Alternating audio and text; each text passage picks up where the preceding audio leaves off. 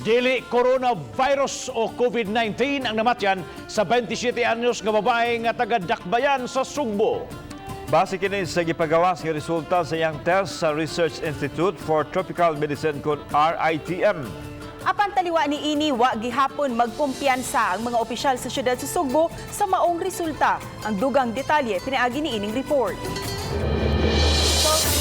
From RITM, gikan sa RITM, 15 ka buok yesterday ang niabot. Unya, ang katong namatay nga 27-year-old, so nakita na naa dito negative ang result.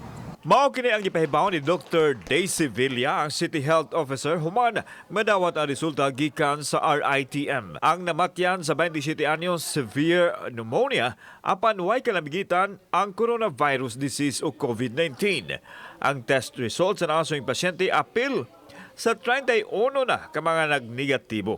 Bisan og daw nahuwasan ang mga opisyal sa Dakbayan sa resulta apan wa gihapon sila mo kumpiyansa hinungdan nga padayon ang pagpaningkamot aron dili makasulod ang coronavirus. We will be having an enhancement community ILI surveillance flow.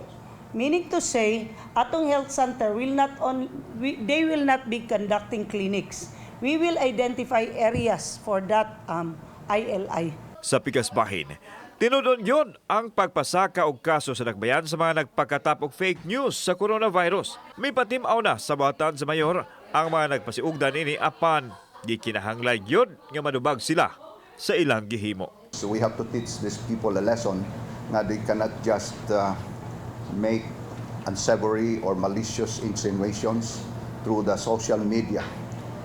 Because this is like, as I've said, rubbing salt into a wound. Kauban si Marlon Melgaso, ako si Alan Domingo. Balitang Bisdak.